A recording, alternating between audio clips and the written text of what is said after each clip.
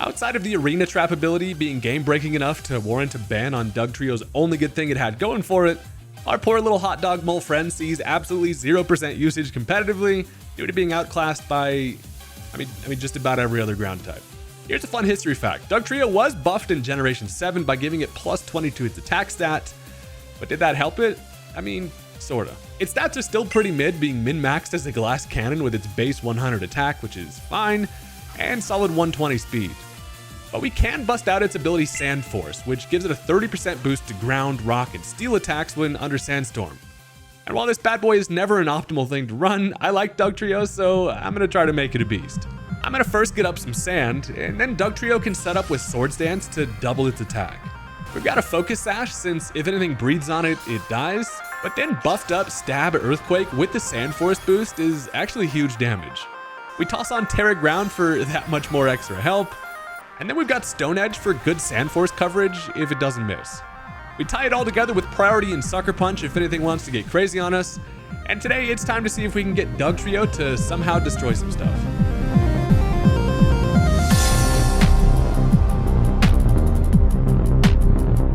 They all said I wouldn't do it. They said I wouldn't pull up to the barbecue with the sandy pack of hot dogs, but guess what? That's exactly what I'm getting up to today.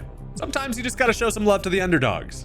The under hot dogs. If that sounds like a fun time to you, consider hitting that subscribe button. It's free, it only takes you a second, you probably won't regret it. And with that, let's go ahead and jump into the match. Alright, so my opponent is gonna lead off with the Pecharunt, and I gotta admit, I did not expect to see that as a lead, but it's fine. I got a ground hippo. I'm like, hey, this is a perfect matchup for me. I'm just gonna be on my way, get up some Stealth Rock, maybe hit it with an Earthquake, but nope, it has an Air Balloon, which it does kind of foil my plans a little bit, but I kick up some Sandstorm, and that's, you know, Hippo's main job at least. So I figured it's still not a big threat, right? There's no way they stay in here and just go for minimal damage. They do, however, and as they go for a Malignant Chain, they don't do much, but what they're trying to do is roll for the poison. First of all, it's a coin flip 50% chance on it giving you a bad toxic poison, which is not great. But also then that activates its poison puppeteer ability, which then confuses you, and then you're just all sorts of messed up. So I figure, hey, you know, it's fine. They can try for it again.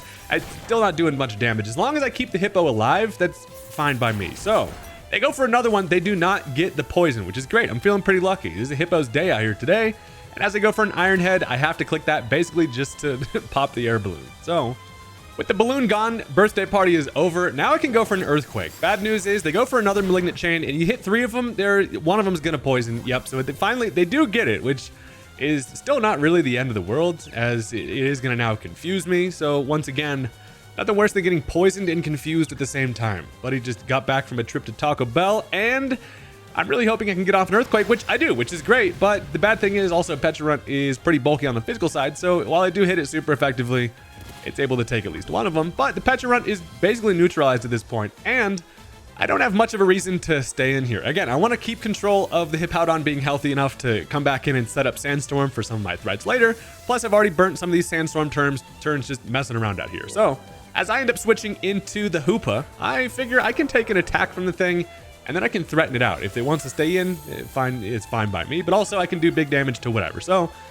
it turns out, however, they have the Recover. They're going to go ahead and heal all that up, and that's annoying, and this berry is going to be the damn death of me. So at this point, I have 2 options. Either I Psychic Noise or a Hyperspace Fury. Good part about Hoopa, thing functions really well as a nice little mixed attacker. Now, they do just stay in, go for some more poison freaking mochi on me, and that doesn't get the poison. It does get a critical hit, however, which does more than I was hoping for, but luckily for me, the Psychic Noise is going to be able to take it out. So that's the benefit of being able to hit it on, you know, the special side with also the stab attack there. So takes care of the freaking Pecharunt.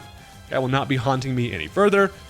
But sadly, Hoopa took just a little bit more damage than I would have liked from that critical hit there. So the bad thing is now as they go into the freaking Goldfish, Chi-Yu is a problem. This thing is faster than everything, and it hits extremely hard, and it is a broken little Goldfish. So as they just go for a Dark Pulse, that is going to be able to straight up knock me out. So, you know, that's kind of what Hoopa does best. The thing looks scary, but it really is just a little stuffed animal on the inside. So down goes Hoopa, unfortunately. But here's the thing, what I can do is go into the spooky dead dog. A good part about this is with Sand Rush, my speed doubled. I should be faster than Chi-Yu. I didn't see a booster energy, so I can go for a Play Rough here and hope that I have enough damage. Sadly, even though this thing is pretty frail, it's able to take a non-stab play rough. So that is unfortunate because now the Dark Pulse is going to be able to knock out the Downstone. And should I have done that? Probably not. But I didn't have anything faster than Chi-Yu, and at least the chip I got is pretty valuable. The Sandstorm doesn't quite have enough to knock it out, but at this point, I'm running out of threats, at least kind of. Now, I do have this Puffball. Angry Monkey comes in. I can go into the Primeape here. Main thing I want to do is try to force a switch here. Maybe. If they want to switch out, they're going to have to come back and die to Stealth Rock. But they just stay in. They go for the Dark Pulse. Tells me it's probably Specs, but it actually flinches me because, of course, it does. It doesn't do much damage, but they get the flinch, which is really annoying.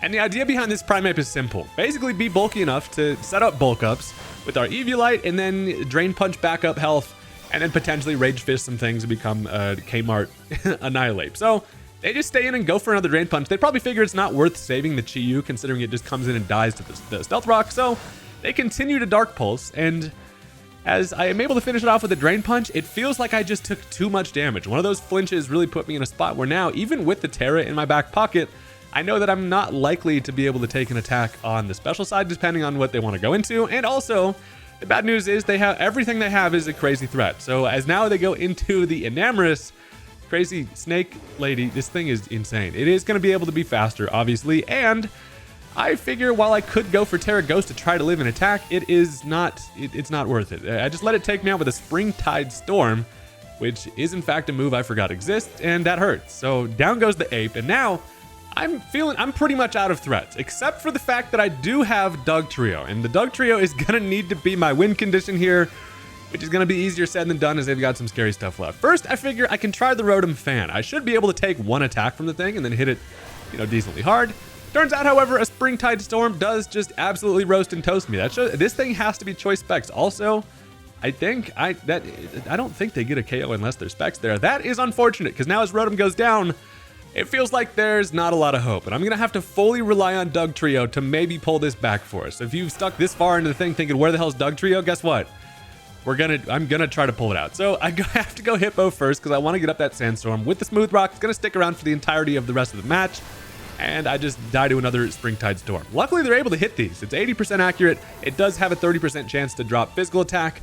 And now, guess what? It's a now or never situation for Dugtrio to try to do something. And honestly, if Dugtrio's ever gonna get anything to work, it really functions as a late game sweeper, especially with Sandstorm. But it's time to get it going. They do not have any hazards up, and that leads me to believe that I actually have a shot here. What I can do is, I know that I'm going to be faster. I can Swords Dance first. They're going to go for a Springtide Storm. Either it misses or it knocks me down to my Focus Sash.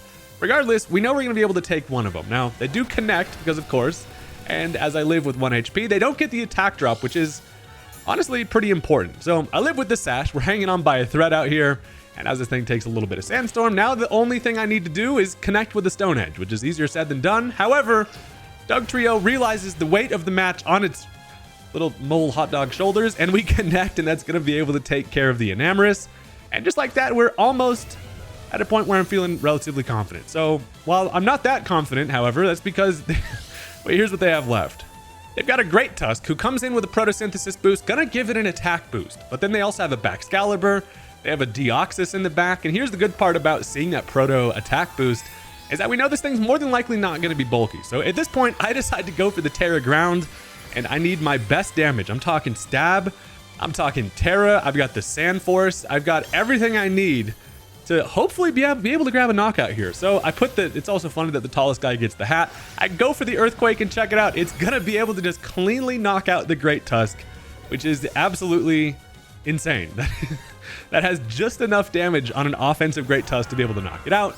And now the barrier becomes, does this Baxcalibur have Ice Shard? If it does, we lose. If it doesn't, though, it probably would have gone into it earlier, right? So it turns out they do not have the priority Ice Shard. I can go for another Earthquake. Boom, just like that, take care of the Baxcalibur. And now we're almost, I say this, almost out of the woods. And that's because they still have a Deoxys left. And Deoxys speed coming in looking like spaghetti is always a little bit of a problem. So the thing is, Deoxys is faster than me, right? I'm only base 120. This thing is the damn fastest guy in the game, almost. But what they have not seen is that I have the priority with the Sucker Punch, also a super effective hit, able to knock out the frail Deoxys.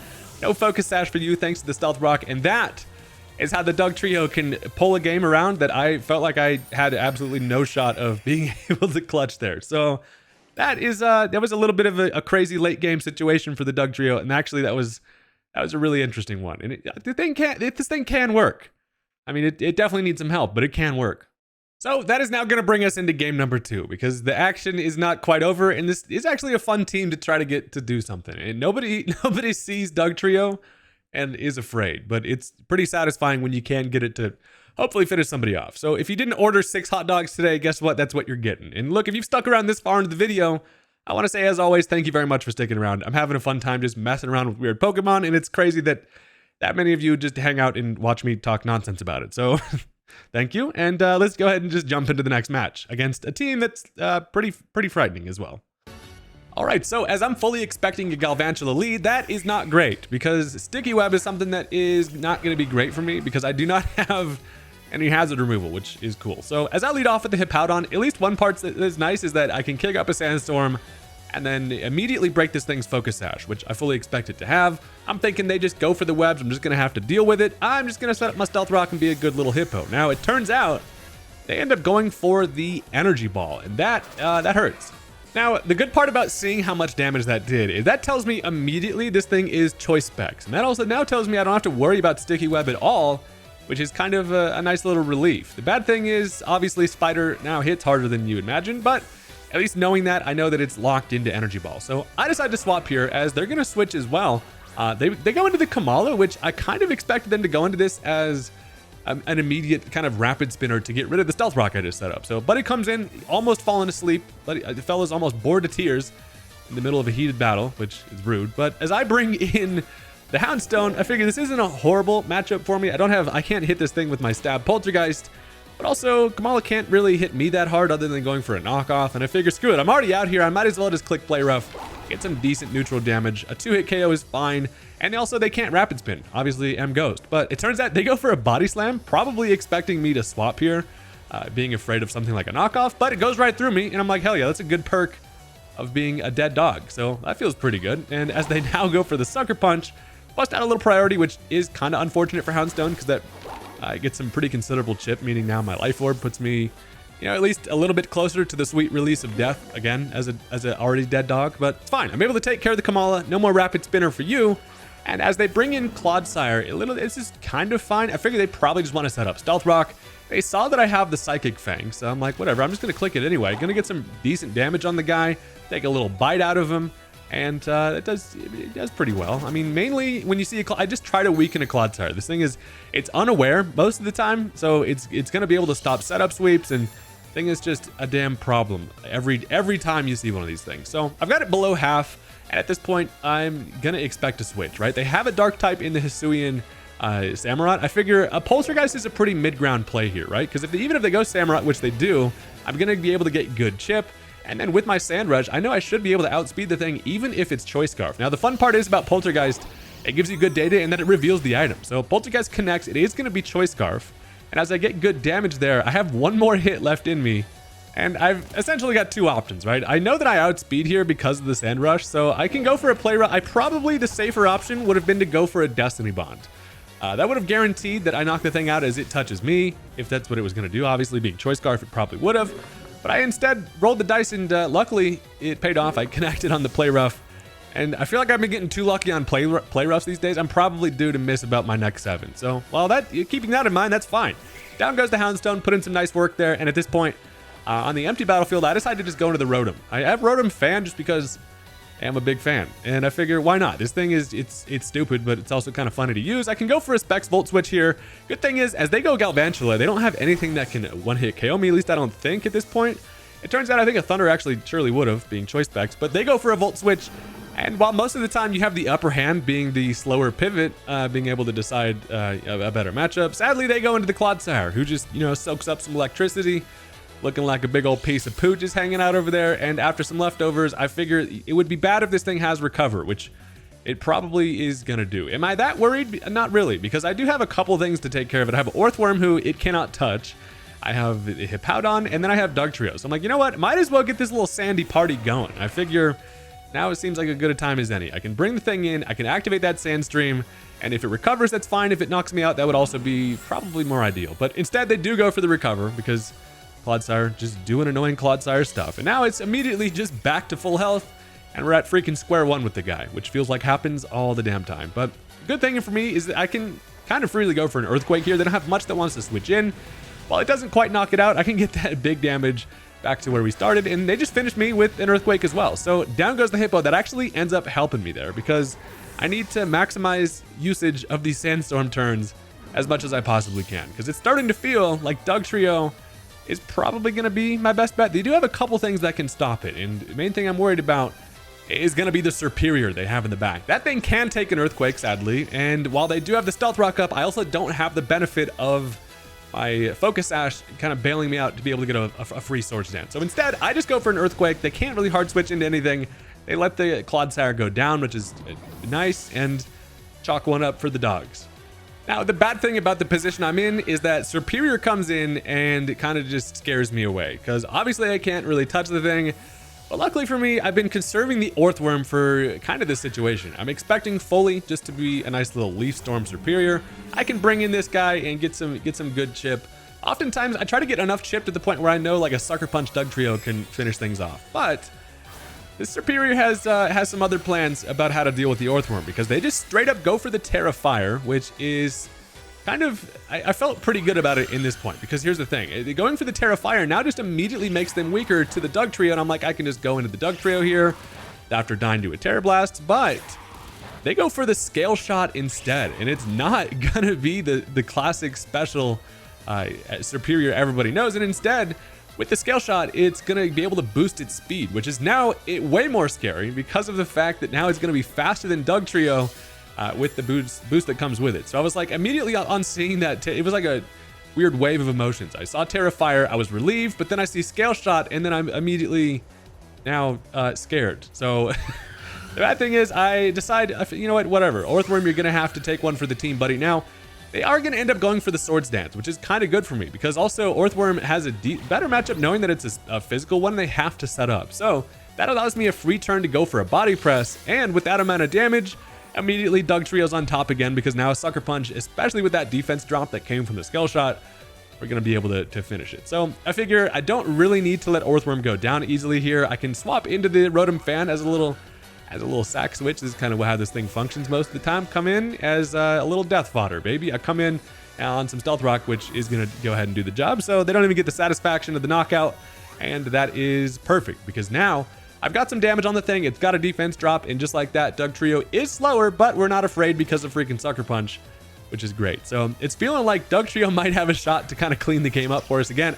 I always say it, Dugtrio is a really good late game sweeper. If, I guess, I mean, I wouldn't say really good, but it's cool. So I go for the Sucker Punch here. They do stay in, bop him one right to his little chandelier face, and that is going to be the end of the Superior. So they are now down to 2 Mons left. They've got the Galvantula, they've got a Metagross, and I still have at least, I think it's like 1 turn left of Sandstorm for big damage. So as they go Galvantula, the best part about Dugtrio is it's fast, and luckily we're faster than the spiders. This thing's already below half, but I mean, I have Sandstorm, I've got a big ol' Earthquake, and that is gonna take care of the spider. So while that is out of the way, now their final Mon being Metagross is a little bit interesting. First of all, if it has, the Sandstorm goes away, but I should hopefully have enough damage to knock this thing out with an Earthquake here. If it has Bullet Punch, that would be relatively bad, but at the amount of health that I'm at, even it shouldn't have enough from a priority Bullet Punch to knock me out. So to ensure that I can be able to knock the thing out with an Earthquake, I am of course going to go for that Terra Ground. Also, of course, look ridiculous with the tall guy with the hat on.